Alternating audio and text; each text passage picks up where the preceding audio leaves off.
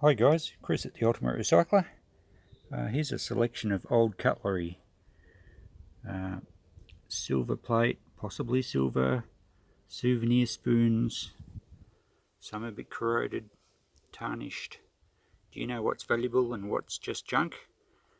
Well, I'll give you a bit of a guide as to the common items we find in Australia, and there are treasures to be found, whether you're rummaging through Granny's cutlery drawer or cleaning out a house lot, or just like doing a bit of treasure hunting at op shops or thrift stores or whatever you call them in your part of the world.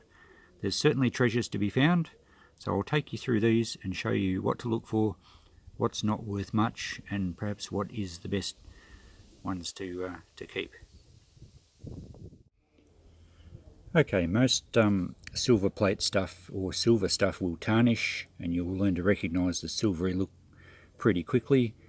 But before we look at the marks, and there are literally thousands of marks for silver plate companies or indeed silversmiths around the world, a couple of things we can do for a start, just to discount the effort to read small print. The base metal, if there's any corrosion, this one here also shows a bit of verdigris. That's because of the copper in the base metal, and that certainly indicates that it's not sterling silver, or indeed any grade of silver. This one, in fact, is actually a brass base metal. So you can discount some of them straight up. Another thing to look for is wear. You can see this one, the plating's worn through to the base metal. So again, there's really not much point trying to decipher marks when you know clearly that it's not solid silver. Little spoon here as well. They often wear on the contact points, just purely from years of being used. So no need to worry about those. The other thing to discount straight away is stainless steel. Now, most of them say stainless steel. This one says 1810, which is a grade of stainless. Some of these are magnetic, but not all stainless steel is magnetic. So, but certainly if you can recognise it's stainless steel, discount that one as well. So, looking at the marks, what we need to identify is what all the marks mean. Now, it's a big effort to understand them all. Here's some basics. You'll find this one very often, Epns, which stands for electroplated nickel silver. The electroplate is a silver plating, but the base metal is what's called nickel silver, and I think there's one here that actually says, get that to focus, actually says nickel silver. Now, nickel silver is an alloy of copper and nickel and zinc, so there's actually no real silver in the base metal, even though it's called nickel silver. This one here, I'll try and zoom in on these a bit better if I can. This one here has a lot of marks, looks pretty impressive, but you can see Epns there, so that's a nickel silver base metal. The most common one you'll see is just Epns. Here's another one, Epns. A1 is the quality, or the refers to the thickness of the silver plating. And interestingly, if we look back to this brass one we had before, it actually says EP A1, so it doesn't say nickel silver because we know it's brass. So EP again stands for electroplate. Sorting through some of these other ones, Peninsula plate, Epns A1. So you'll see that these are the most common, and the moment you recognise Epns, you'll know that it's not solid silver. This one just says NS for nickel silver. This teaspoon here.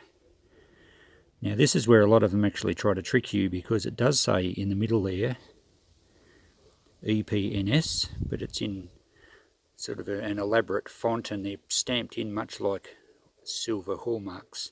So I guess it was a marketing ploy to make people think that they were getting a better quality, or even a sterling silver piece, when in fact it wasn't. It also says Super A1, so if you see A1 anywhere, you know it's just plated. And this other one here just says A1. Dixon was the brand, and the trumpet stamp is actually a trademark of Dixon. So whilst it does look like a silver hallmark, it is just plated. So that gives you a guide to the plate. Now these other ones I have here are ones I've actually found in op shops. This one has silver hallmarks. Now you can see the anchor there is for Birmingham. The K is the date letter. And this one is an English spoon. And it dated to 1959. And it's about 8 grams of sterling silver there. So that one's well worth grabbing. There's another one here. A souvenir spoon. And again, there's hallmarks on the bowl, which is more typical when they are quality silver items. And that's a Birmingham one as well. So sterling silver again. This New Zealand souvenir spoon was found at an op shop on one of my travels. And again, there's the hallmarks on the bowl of the spoon. And again, it's Birmingham. The B date code dates this one to 1926. So value of these, this one weighs around about 14.5 grams. As a rough guide, you could work on 50 cents a gram for a scrap value. So, you know, $7 or $8 for scrap silver, much better than 50 cents for a souvenir spoon, and I think I might have even paid 20 cents at an op shop.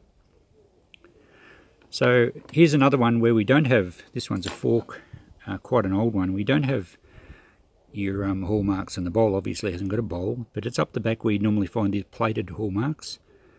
But this one is English silver, and it dates very early. I was very pleased to find this one. Now the hallmarks indicate that it's actually 1816 Georgian silver, a London silversmith. It weighs about 70 grams, so even at scrap value you're looking at $40 to $50 for scrap silver. So that was a good little find. So it's always worth going through them, because other than the fact that that one's been polished, if you compare them to some of these other forks, there's really not much difference. So it's worthwhile getting to know the hallmarks, the indicators for what's plate and what isn't, and you can find some treasures when you're next digging around in a cutlery drawer. Alright, thanks for watching. I hope you learned something from that. As I said, the hallmarks are many and varied. You could study your life and still not know them all, but this gives you a basic guide. You know that if you see EP or A1 or electroplate or something along those, even the word plate, you're only just got a piece that's probably in the 50 cents box. So ask any questions if you want to know more. I'll do a few more videos on helping you out with these sort of things. And subscribe to my channel and give us a thumbs up if you liked it. I could use some encouragement, and we'll see you in the next video.